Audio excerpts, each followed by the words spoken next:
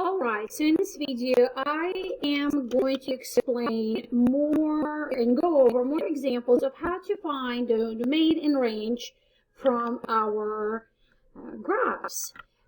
In class on Friday, we have discussed very peculiar looking graphs. They all were, they all had the beginning, but they all seem to be just going and continuing forever. So today, when we look at our graphs, we're going to see different types of limits. So let's start. We are going to start with domain. As you remember, domain is the set of x values, range is the set of y values. So our first step, as we've done for our first lesson, is to determine the limits. So the limits, I'm using my little sticky note pad, just a handy little quick way to set the limit. So my x values are ranging from -3 to a +3. Okay, so I would say x, 3, -3. Okay, so these two values are my limits. My graph does not go on the other side of those limits, of those numbers. The next step, as you remember, we set up an inequality statement. Okay, so an equality statement is determined by these points. We've discussed them as being shaded point or open circle or closed circle. There's a couple of different formats that we can use. So both of them are solid closed circles. So what we would say is x can equal 3 and it can equal -3. But all of the values, 3 is the maximum. So x is going to be less than 3, less than 3. And at the same time, x is going to be greater than -3. Greater than -3. Because only values can be existing from -3 to +3. And this inequality statement is explaining that limit. Only those values between -3 to +3. All right, let's do the same type of analysis for y values. So here's our limit. Nothing is going beyond that point. And then we're going to do the same for our top limit right here. Nothing is going above that limit. So from here we would say our y values, lowest was -4, highest is 2. So let's describe it again in our inequality statement. Okay, so are we equaling -4? Yes, we do. We do. Okay, are we equaling 2? Yes, we do. Again, how do I know this? I have that solid circle, solid point that tells me, yes, it does equal that value.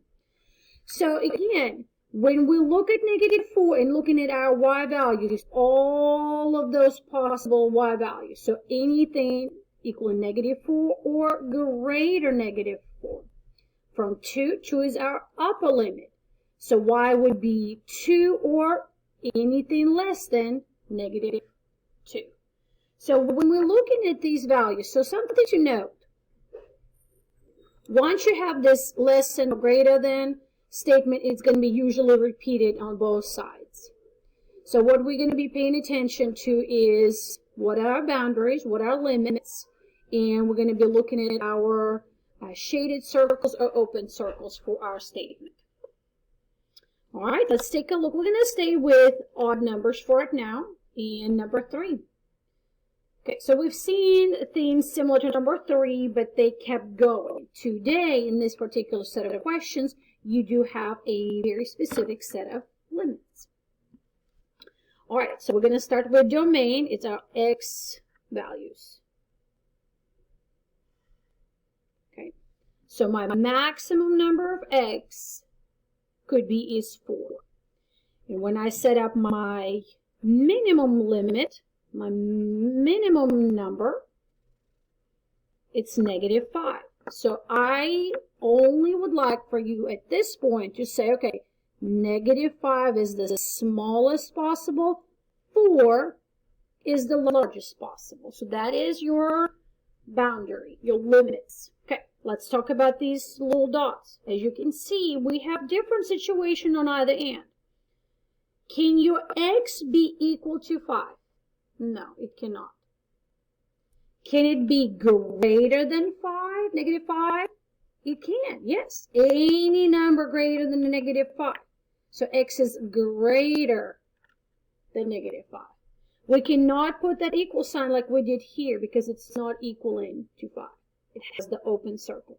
Let's talk about 4. Can x be equal to 4? Yes, it can be. And what's going on from this level? Where are your numbers? Are they going beyond 4, greater than 4, or are they all less? They're all less. Okay, so again, you in this inequality statement saying that your values are ranging from negative 5 to 4. It can be any value. Your domain can be any value between these two numbers. So what we are focusing on today is the fact that we do have two boundaries for our limits. And then our next statement is to determine the right inequality symbol. We're going to have less than or equal to when we have a solid circle, greater than or equal to, or greater than, when we have an open circle. So we're just going to pay attention to those labels. Let's talk about range. Drawing my limit. Drawing my second limit. So today's examples are really restrictive. We have lots of limits. So range, my y values. Smallest value is, again, make sure you're thinking of this as your y-axis value. What is your smallest? Your smallest is 0. Doing it in opposite order.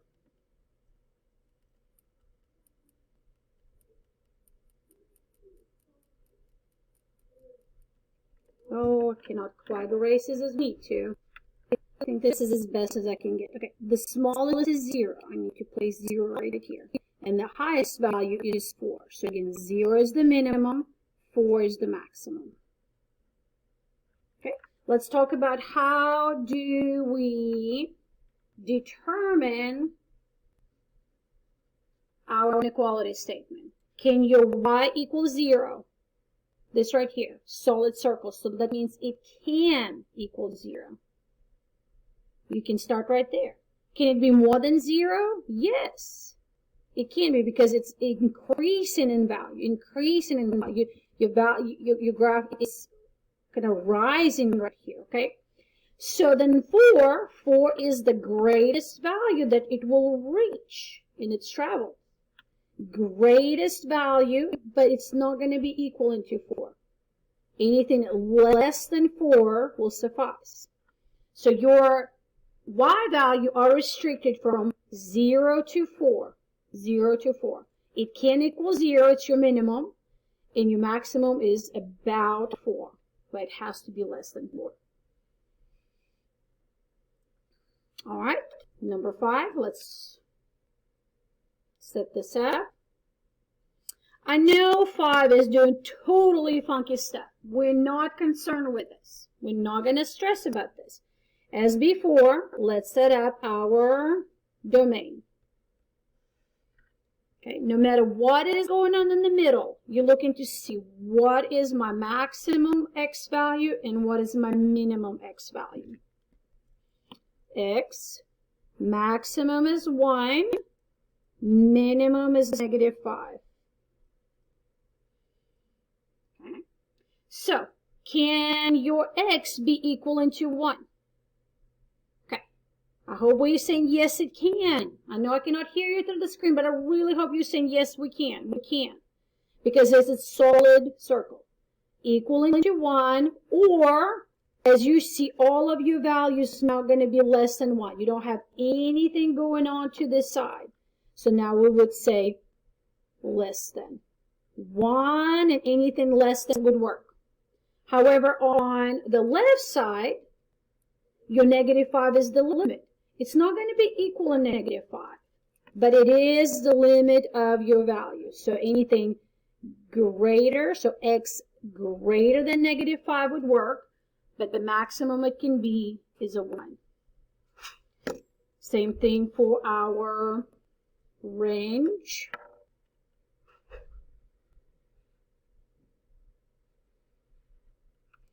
So you are creating just kind of little box that sets those limits, and all of your 5 numbers are your limits, your boundaries. So from here again, y, and then I'm looking at my numbers. What is my minimum value for y? Right here, -1.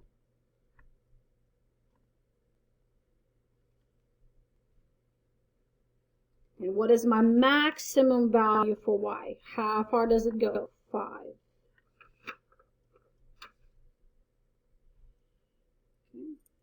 And so from here, again, can it be equaling to -1? Yes. And from here, it's going to be greater than. Y is greater than -1. Equal or greater than. Does it equal to 5? No, it does not equal to 5 because this is your open circle, but anything less than 5, it would work. Sure you see a negative value. Okay, so I would like to pause the video, and in your note, please take time to set up the limits. So again, I'm going to pause. You pause as well. Let's set up the limits for the rest of the graphs, and then you will check. If you not pausing the video, you will see the answers right away. And I would like for you to challenge yourself by creating those limits and making sure you understand this concept. All right, I am going to show you, my friends, the rest of these graphs with limits set up. So that's one of the important skills, to make sure that you can determine what is the minimum and the maximum value of your graph. What is it doing? How is it behaving? Okay. So again, if you made a mistake, you should be correcting them. Okay, so this is number 7. I'm going to focus on one at a time. So these are 2 and 4. So sometimes the box is really small, sometimes it's a lot larger. Okay. And then 5 and 6 right here. And not 5 and 6, 6 and 8. So you have 5 of these graphs.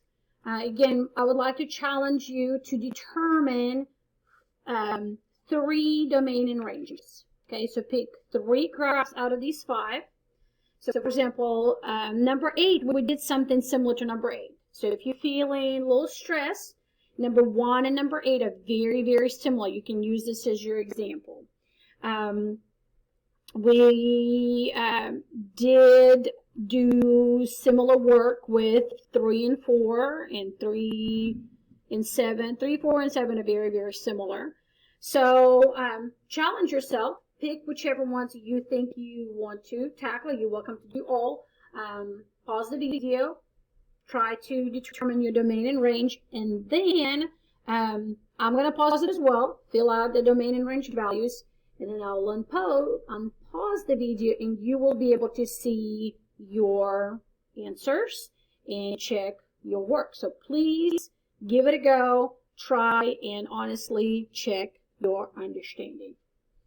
And I will see you in a minute, please.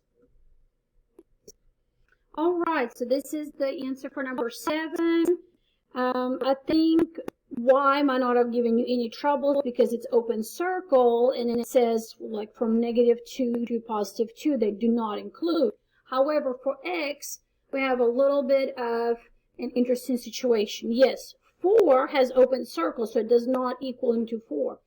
But this value right here, 2, since it is touching 2 right here, it does include it. So that's kind of a unique concept. So if you did not realize this, this is a quick and easy adjustment. All right, here are the answers to the rest. So little box right here. So -1 and 1 included, 1 and 1 are not included. 4 and 7 are very similar. So in case if you made the same mistake, you can correct it. And 6 and 8. I have additional practice using the Quizlet for you available before you start your assignment if you'd like to have more practice.